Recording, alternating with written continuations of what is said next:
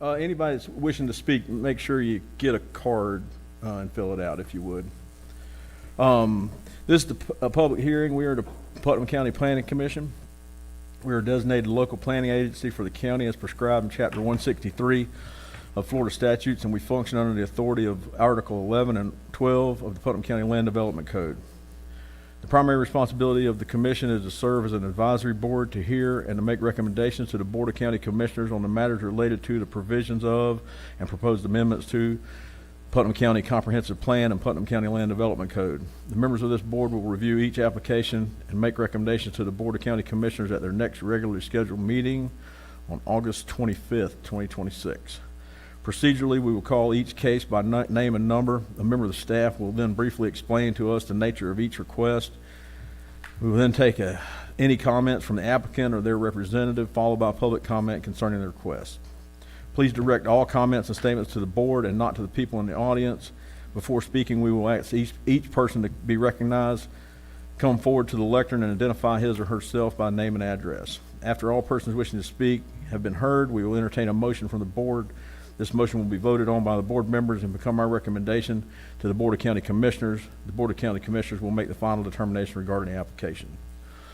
All applicants have the right to withdraw their request at any time during the application process. We don't have any that have been withdrawn. We do have one that's been postponed. If applicants choose to have their case heard at a later date, the case will be re-advertised in accordance with Putnam County Land Development Code and Florida statutes. All right. First thing, do we have, for today's stuff, do we have any conflicts of interest from the board? Anybody? No, Okay. sir. How about ex parte communication? No, sir. All right. On that, we will move forward. The first case, REZ 26000007, was postponed. So we will move that to, we'll wait on staff to get that back in at the next meeting or where they deem relevant after. Next case will be CPA 26000002. Thank you, sir. For the record, Michael Graves, Planning and Development Services. Once more, this is case CPA 26000002. The application is for a small-scale future land use map amendment from rural residential to commercial. The applicant is PC Pressure Washing LLC. The property is 1.4 acres located at 148 Butler Drive in Satsuma. The request is the applicant is requesting a future land use map amendment to allow for the development of a boat and RV storage and sales facility. The subject site is zoned residential 1A and has a future land use designation of rural residential. The applicant has also requested a rezone to the subject property from residential 1A to commercial general C3 that will be heard concurrent with this application. The parcel has approximately 195 feet of road frontage along Butler and Bell Drive, with approximately 325 feet of road frontage along San Mateo Road. The parcel is currently vacant. Should the map amendment be approved, the applicant shall still require the approval of the concurrent rezone application to develop the proposed boat and RV storage and sales business. Elsewise, no development would be allowed to occur on this property, as the residential zoning district is incompatible with the commercial future land use category. Here you can see an aerial overview of the property. Here you can see a future land use map. Here you can see the zoning map, and the FEMA flood zones, and the lack of wetlands on this property.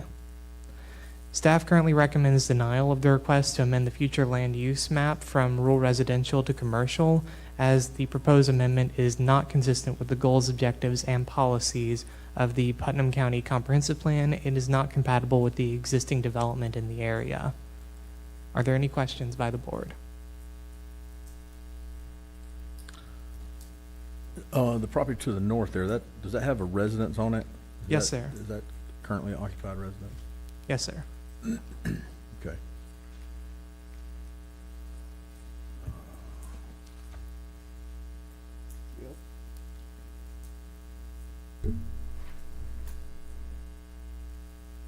Michael, just for curiosity, the parcel that is currently zoned commercial on the future land use map that sits just to the west, when was that rezoned, do you know? Staff was not able to find out the exact date and time that that was rezoned. Currently, the development on that property is a vacant and abandoned building.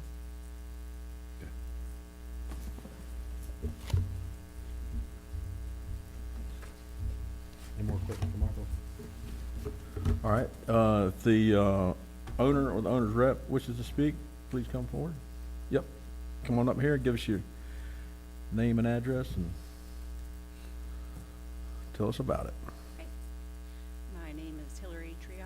We live at 153 Magnolia Trail. The property in question is at 148 Butler Drive Okay, In pull that Satsuma. mic a little closer to you. Is it in on? Satsuma.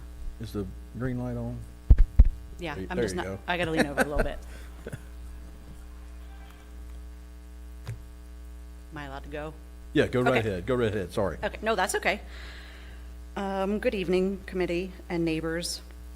My name is Hillary Triai, and we are requesting the rezoning of the parcel located at 148 Butler Drive from R1A to C3, or whatever zoning is suitable to allow a low-intensity boat and RV storage facility serving local residents.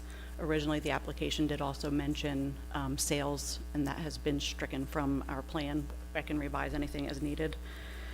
The corridor already includes established commercial zoning.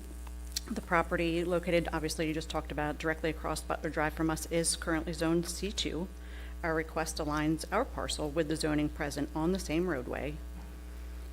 Just another example of something similar up Highway 17 is also zoned C2, the RV sales business, New Horizon, which is a higher intensity commercial use than what we are proposing, but is also zoned C2. We understand the concerns presented in staff's report and only want what's best for the county and our neighbors. The proposed use generates minimal traffic, no mechanical noise, and no nighttime activity.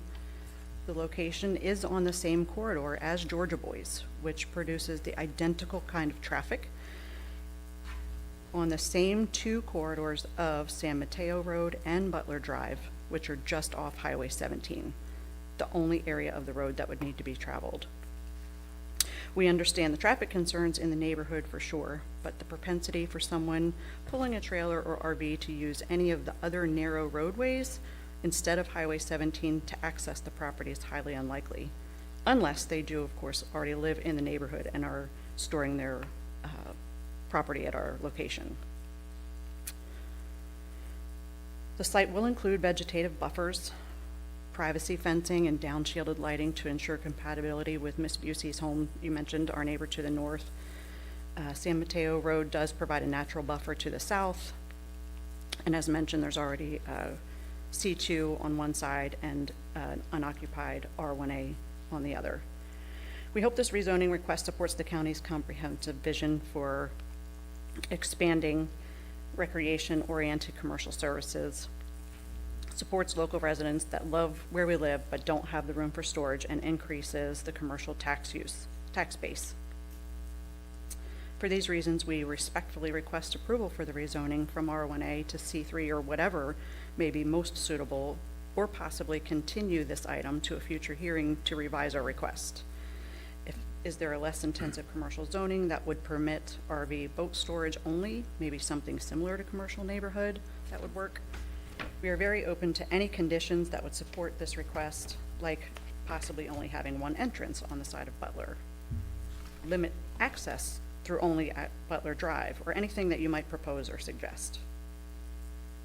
Thank you very much for your time. Okay, thank you. Sure.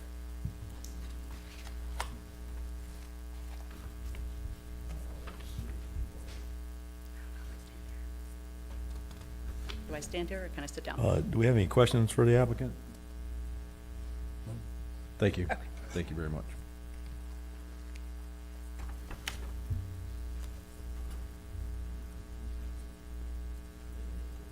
All right.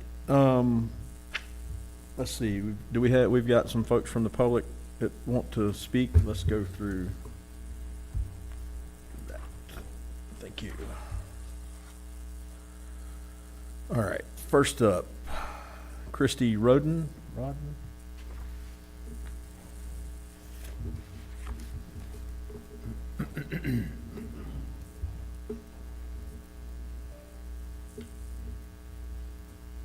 If you would, just give us your name and address, and Christy Roden, 209 Butler Drive.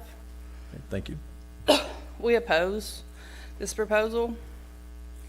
The removal of the trees have already created more noise and visuals to Highway 17, and we don't want the additional traffic. There's a commercial building to the left. If they wanted to purchase that, do something with it. But we do not want it directly in our line of sight. They already have a boat on the property with a tarp over the top of it. It just doesn't look good for the neighborhood. Okay, Okay? thank you very much. That's all I have. Thank you. All right, James Catan.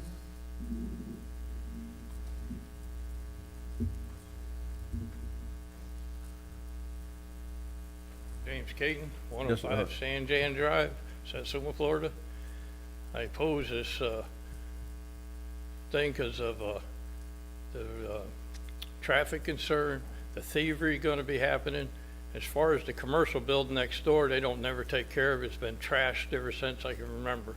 I've been there 30 years and the place just keeps on getting worse. They just cleaned it up today after all this time, and it's been sitting there with all sorts of trash and everything for a year. We don't need that kind of here still. The increased traffic, we don't have that much traffic from Georgie Boys as it is. He's opened up everything to 17 now, which took the buffer away, puts houses there, it creates the buffer back. It's all residential neighborhood and should stay that way. I do have a copy of this for everybody up there. It's signed petitions from all the way down Old San Mateo Road.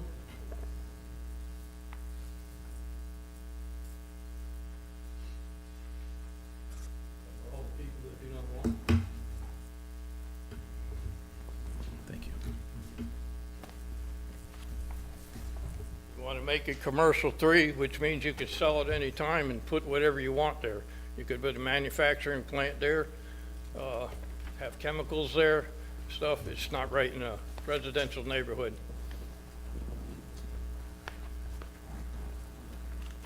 That's basically all I have to say about it. So I disagree with it all. Okay. Any Appreciate it. questions, Thank you. Mr. Cam? Thank you. Thank you.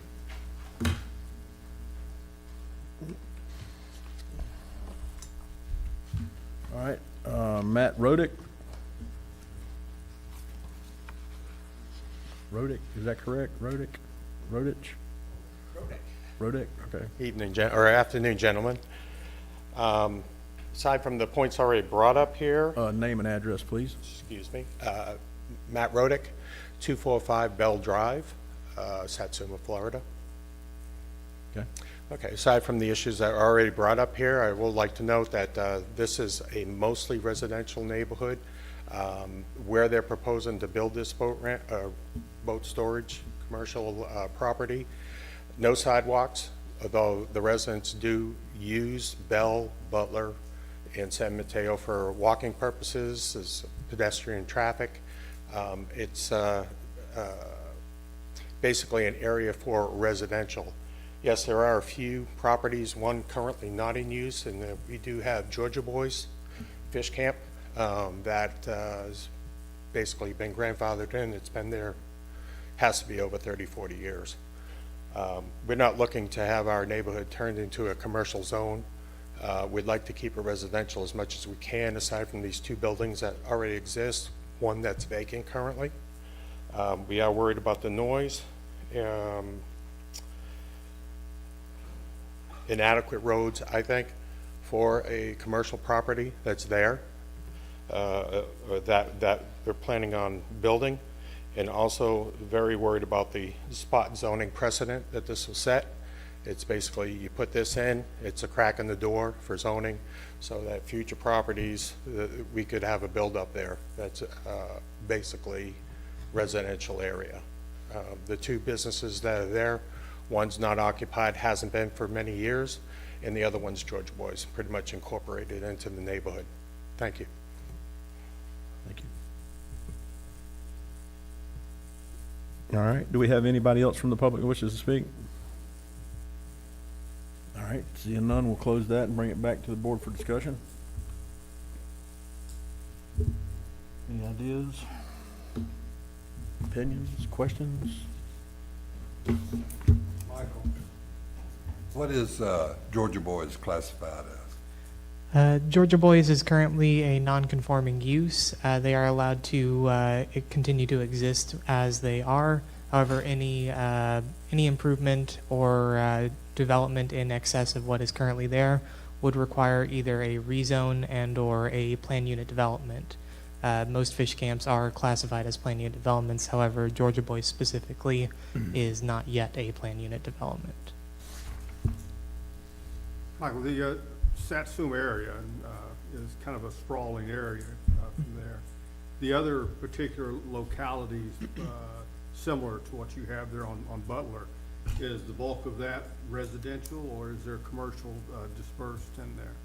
So if you turn your attention to the zoning map that I have brought up on the screen here, if it'll appear before you, of course, the majority of the San Mateo Estates, as it's also known, or the St. John's Riverside Estates, as some parts of the subdivision turn into, is almost entirely residential. Most of it is quarter-acre lots as far as the eye can see, very similar in nature to the Interlochen Lake Estates development. There are some exceptions, mostly along the highway corridor. As you get closer to San Mateo proper, of course, there is some more commercial development, mostly with gas stations, quick service restaurants such as the Chico's restaurant that is there, and I believe a few convenience stores scattered about. Thank you. Michael, can you turn on the future land use for this area?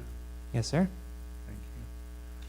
So my question then is, because that one commercial property that's there has not been effectively used, would it just automatically become or remain commercial, or if they came in for redevelopment or?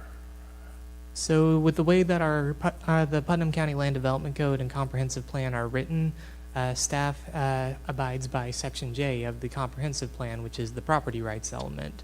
We will not rezone or map amend a property without the express desire of the property owner.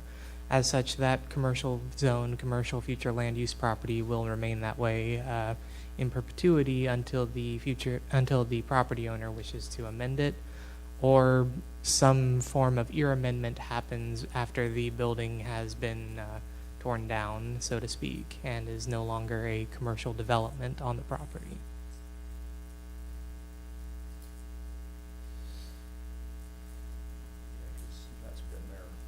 Well, I think where we're at with this one is, unlike the 207 corridor where the commercial portion of it has run down the side of the road, we're kind of creating an enclave there. Yes, there is one commercial piece there, but I think the problems we run into is it's so overwhelmingly residential, and there's a residential piece that is going to be between it and Highway 17 there.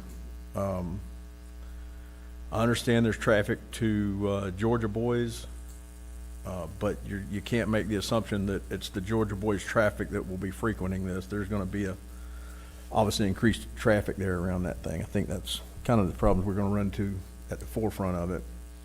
And the biggest thing is just putting a piece of commercial that is in the middle of almost completely surrounded by residential. Right, that's what I think. So, I mean, I understand what they want to do, and it's I just think property. not a horrible place for it from a usage standpoint, because it is close to the river and close to the fish camp and on the 17 corridor, but the adjacent properties really are probably will overwhelmingly decide what's going to be able to go there, and right now it doesn't, in my opinion, it doesn't look like I don't think so either.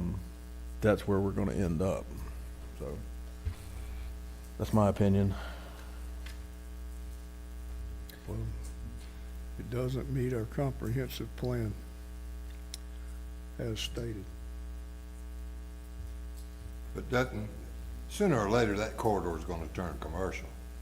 I believe it will. I believe eventually it'll grow from San Mateo down that way, but at what point? And You can't I don't see where we can put one that's off the highway into a commercial state where the immediately adjacent to the highway section is still residential. I mean, we're doing a disservice to whoever is, I mean, they've already had the encroachment of the highway expansion on that residence there to the north. Yeah. I don't see how we can adversely affect them by allowing that commercial usage behind them. I mean, we're really tightening their boundaries around there. And that's a residential to the north, is that correct? That is, that's a Yes, sir. occupied residence. Okay. Yeah, I don't see how we can do that. Michael, last question. If this goes the way it's looking like it's going, that's gonna set them back for any future, well, I guess the ultimate determination that sets a timeline on any future changes or intensities would be that 1 year if it gets denied. And I'm bringing it up because they expressed some So, thoughts to maybe do something a little different. I mean, I know that it's not gonna get in a residential 1A kind of thing at all, but. so ultimately, there are two cases being seen here, the map amendment and the rezone, and right now we're only on the map amendment. If this case were to be denied ultimately for the map amendment side, it would be a year before they could try to re-amend the map to the commercial future land use category, which, with the distance between this property and urban service, which is that dark green you're seeing on the map there, commercial would be the only future land use category that could support a commercial development by right. The exception, of course, being that a planned unit development in the rural residential future land use category could allow for commercial development as well. We had a similar case last year, if you recall, just across the river there at the intersection with Hoot Owl, where they had a rural residential future land use property and a C1 zone property that they went to a planned unit development to develop some form of convenience store. There is the option that they would have, if their rezone got denied, to attempt for a planned unit development on this property. However, the issue of incompatibility would still be there, of course. Just because it is a different color on the map doesn't mean that it is no less different in the use they are planning.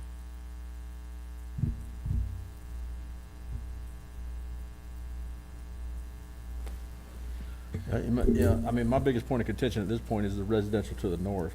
Like, if they were coming in and this is just me Oh, straight up footballing here, like if 17. both of those pieces were owned by, and we were talking about the piece on 17 becoming commercial, that to me is a different conversation than having a piece that is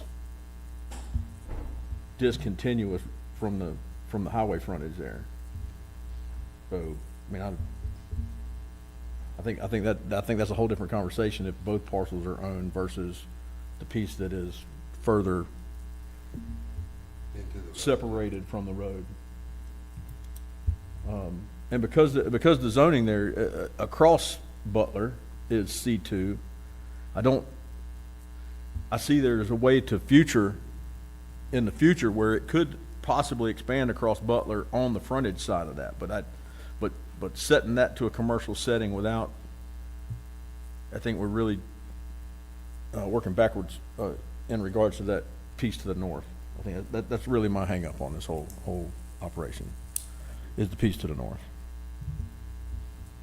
And obviously there's quite a bit of the surrounding neighborhood has made us aware that they're opposed to it. That obviously accounts for something, but the biggest thing is I don't think we can force this square peg into a round hole. So, Mr. Chair, I'd like to make a motion to deny application CPA 26-00002 because it is not consistent with the goals, objectives, and policies of the comprehensive plan. I'll second it.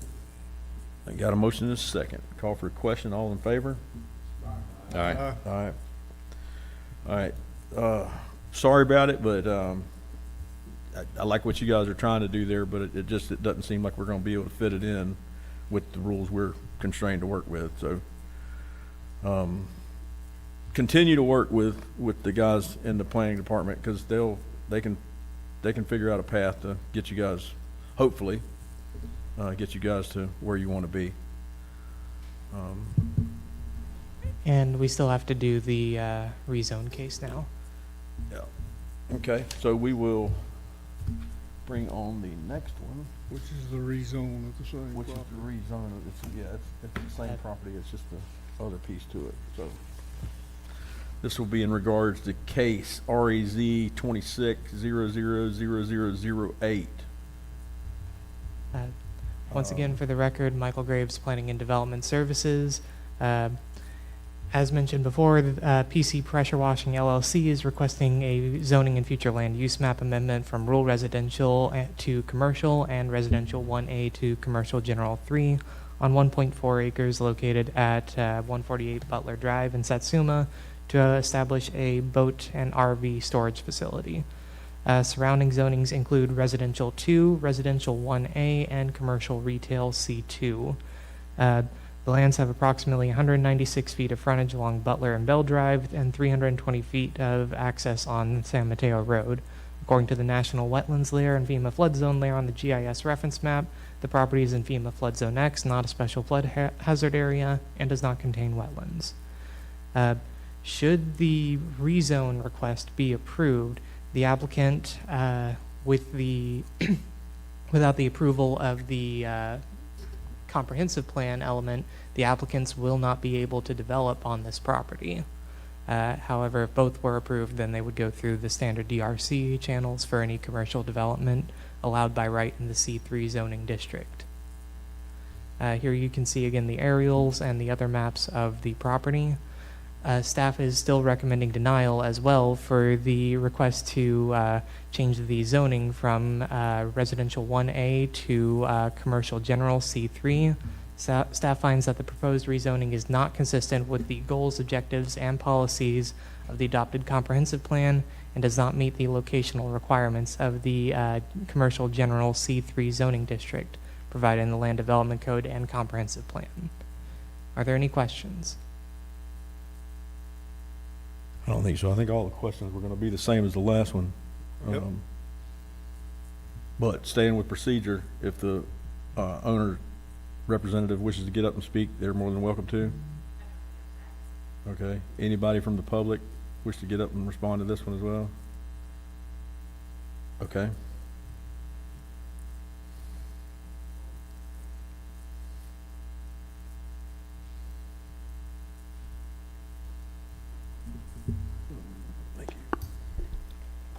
My name is Marcia Beecraft, 244 Bell Drive. It's my understanding that the pressure washing company does not even own that piece of property. It's my understanding that that property that we're discussing now is still owned by the existing house that is on 17 and Bell. I would object on the same issues that we've already covered. With the clearing of that land and clearing of all the trees, the noise has increased from 17 all the way down to Dunn's Creek. So I would like for you to take that into consideration. As I said, I don't even think they own that property. And as the gentleman pointed out over here, you can't rezone property that does not belong to you. Thank you. Yes, ma'am. Mr. Chair, if I may, Yeah, go ahead. just to clarify, within the packet for the zoning map amendment and future land use map amendment applications, there was a warranty deed in which the property in question was conveyed to PC Pressure Washing LLC on April 2nd, 2026. Yep, see that in the packet. Thank you.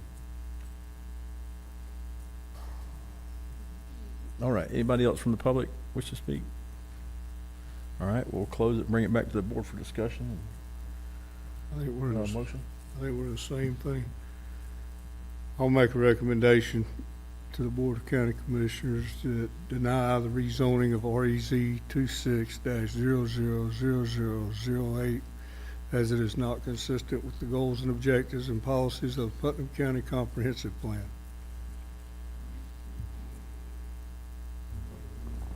I'll second. Got a motion and a second. All in favor? Aye. Aye. All right.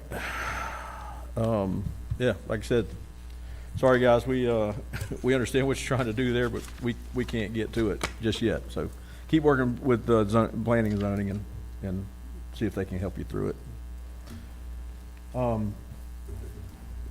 That takes care of the items for today. Do we have any old business? Mr. Chairman, did everybody send their disclosure July 1st? Like this. Do it like this. Do it like this. Hit the button. Hit the button.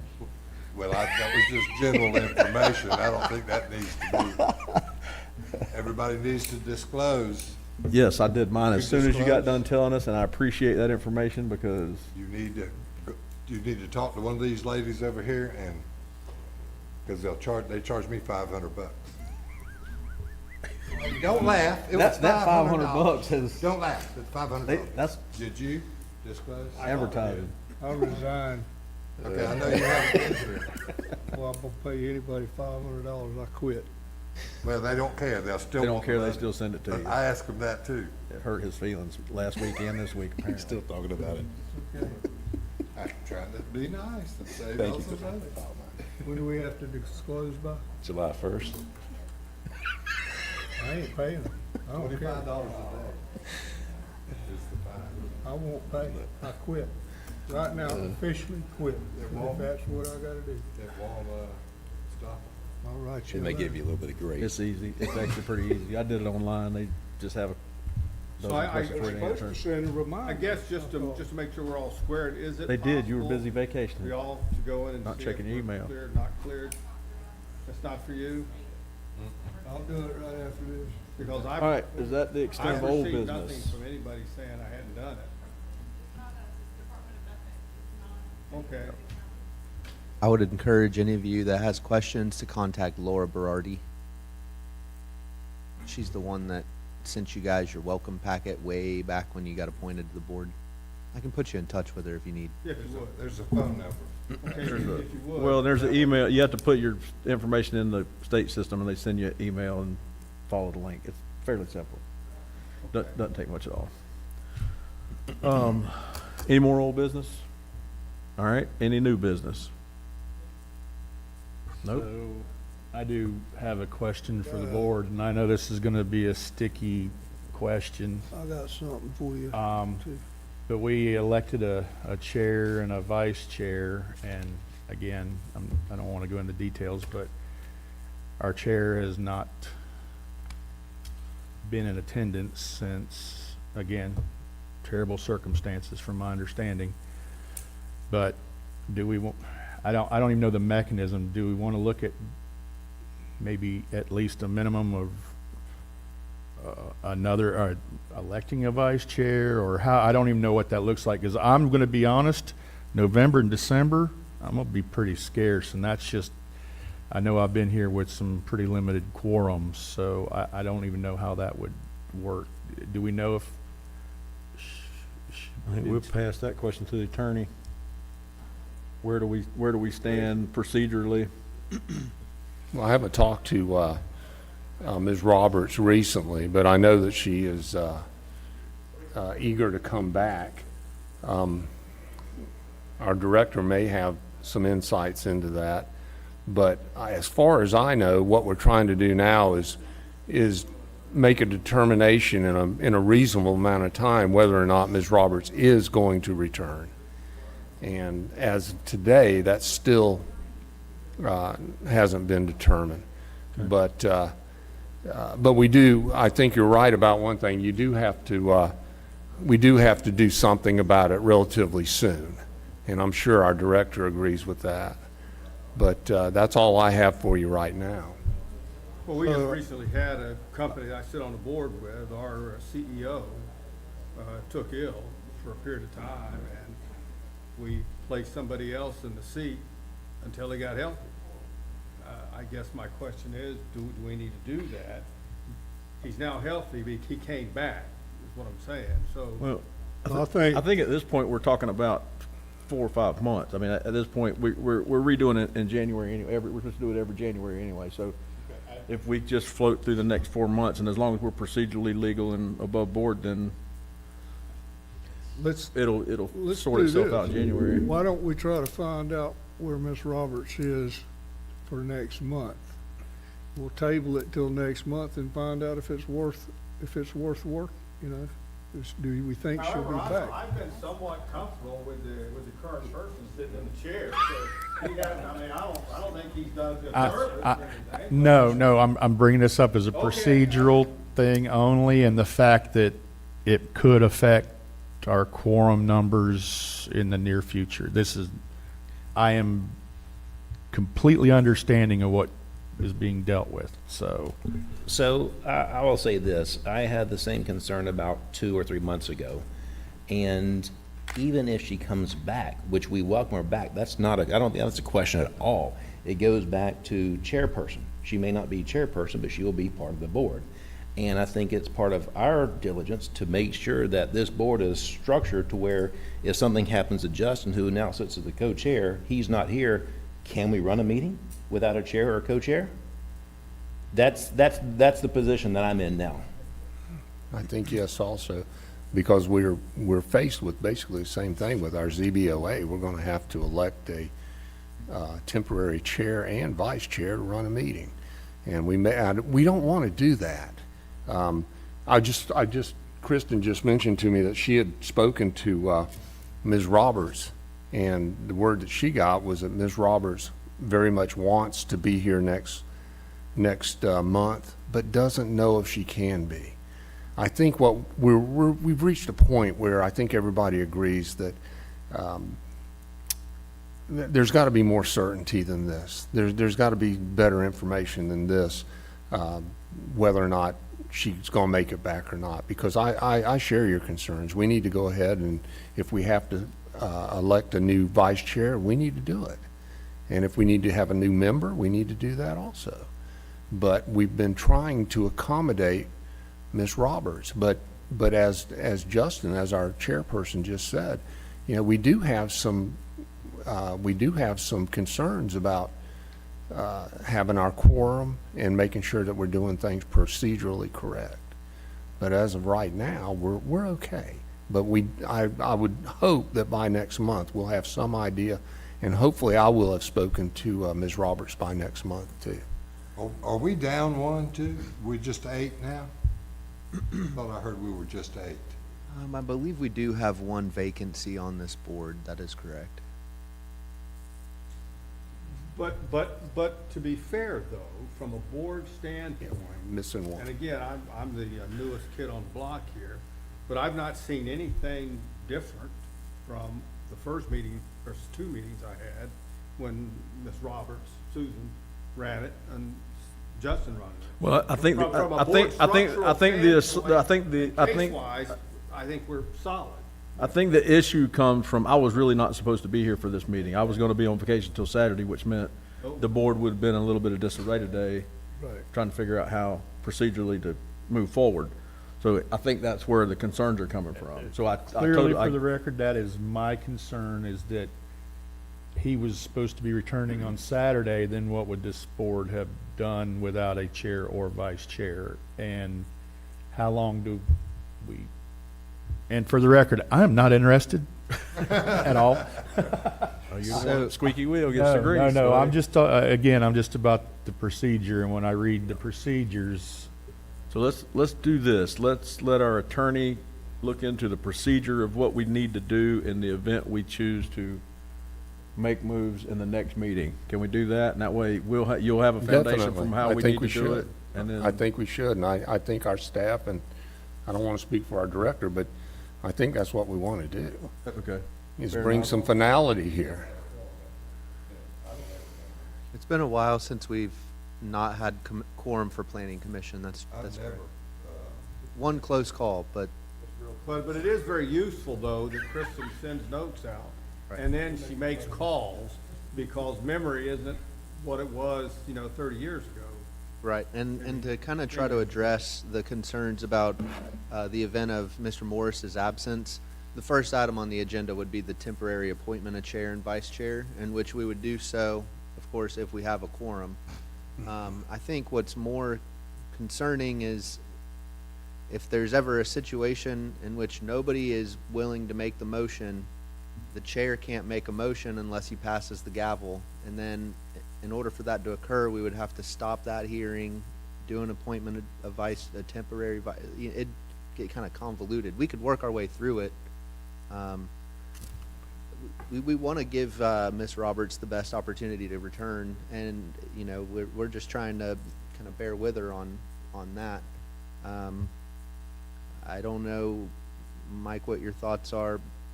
In reading through the Land Development Code, and of course it being Robert's Rule of Order, the appointment are supposed to take place the first meeting of every year.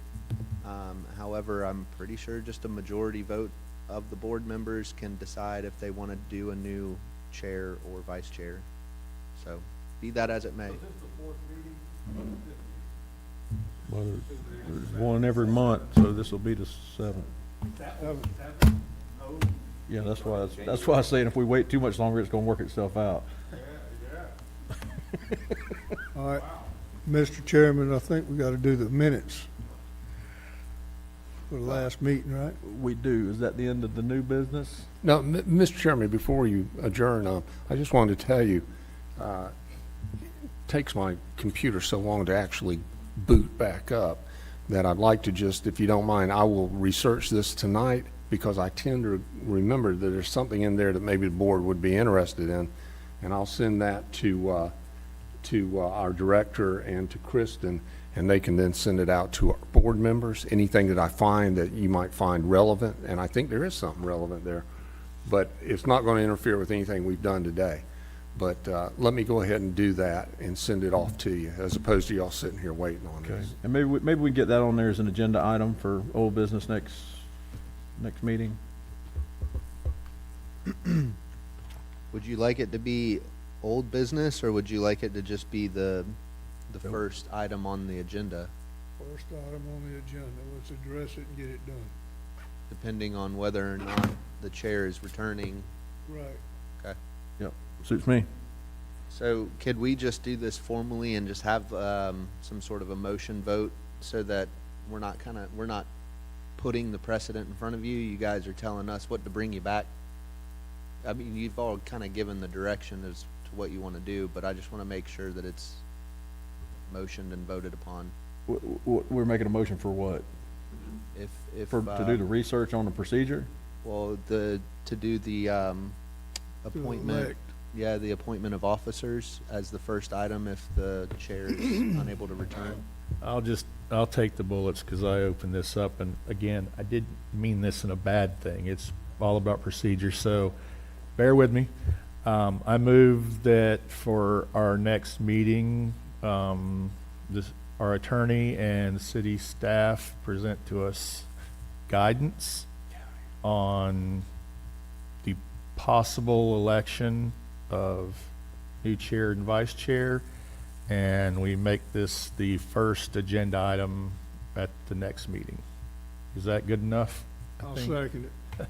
All right, moving second. All in favor? All right, all right. The only other question would be though, between now and then, if somebody would have contact with Ms. Roberts, They will. find out what her situation is, because if she says, I'll be there, then technically, we It's, don't need that. we don't need it. We don't need it. But it's, I didn't realize it'd been 7 months.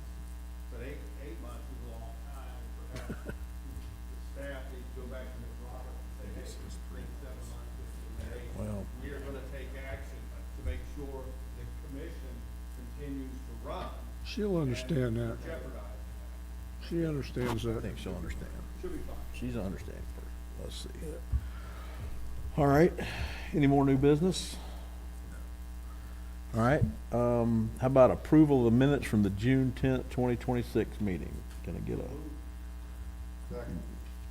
motion and a second? All in favor? All right, there we go, approve of the minutes.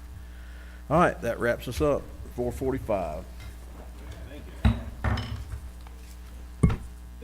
What I did was I just put, Thanks for that reminder. his card with that stuff.